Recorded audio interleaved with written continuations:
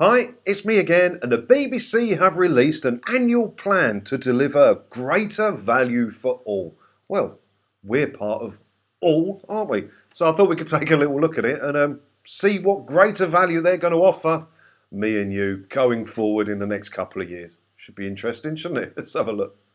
The plan is published at a time when record numbers globally are tuning into BBC for impartial news. Couldn't say that with a straight face. Coverage of the war in Ukraine. During the first week of the conflict, an estimated 280 million people from the UK and around the world came to the BBC's online news output. And they're really pushing this fact as well at the minute, the BBC. They were really pushing it about the global health crisis we had, and now they're really pushing it about what's going on in Eastern Europe. Because this is the thing that could save the BBC.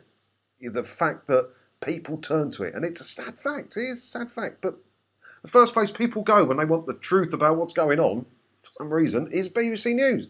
And this could be the thing that saves their TV licence or saves their funding model or gets them a government-mandated media tax to fund them. Something like that. It's the best weapon that the BBC have got in their arsenal. So they are pushing that a bit. Right, what's this plan say? The report sets out 5 strategic priorities for our plans in 22-23, and they're based upon strengthening impartiality. Wasn't the BBC also involved in pushing for RT News to be taken off the air in the UK? Impartiality. Creating distinctive high-impact content. I thought you were moaning that you've got a black hole of 280 million quid a year at the minute because you can't manage your 3.2 billion quid a year that you get in TV licence fees properly. If you can manage that properly, you wouldn't be having this problem. So you're saying you're cutting shows left, right and centre, but you're going to create distinctive high-impact content. Transforming our digital offer and capability. Yeah, that is the one thing they need to work on. I think get iPlayer behind a paywall and fill it full of stuff and sell it to the world, not just to the British people. Then you don't need our licence fees. Do that. Accelerating commercial and global growth. There you go. That's what I just said, wasn't it? Get iPlayer behind a paywall, sell it to the world. There's your commercial and your global growth.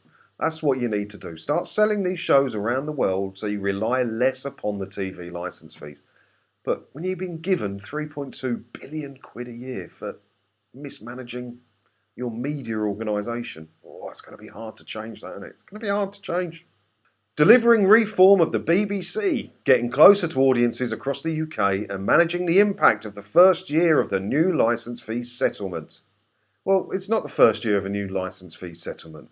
Nothing's changed, you just can't charge more this time around. The new licence fee settlement is going to come in 27-28, and hopefully you won't be getting a licence fee settlement in 27-28 because your accelerating commercial and global growth should have gone really well by then because you've got like 5 years to get this going. You can launch a media company, you can launch a global streamer, you can go commercial, you can do all these things, find new ways of funding your company. You've got 5 years to do it. Shouldn't be a problem. If the man at the top can't do it, get someone new at the top. Tim Davie, BBC Director General, adds, the BBC is performing an indispensable role delivering impartial news around the world. Well, it depends what side of the fence you sit on as to whether you think BBC is impartial news. I'm sure there were some people in the world that thought RT was impartial news. Not saying it was me, I'm just saying that was a fact. But you can't watch that in the UK. This annual plan shows significant progress has been made to reform the BBC. What? You haven't reformed anything. You're still struggling on your 3.2 billion quid a year. How was this reform? You sacked 475 people from BBC News, which you must have thought we're all going to go, wow, Tim's slamming the axe along. No, all it done was go, if you could just get rid of 475 people from BBC News, what the hell were they doing there in the first place, and how many are left that you can also get rid of? The thing is through. But we will continue to transform the organisation to provide value for all audiences in the digital age.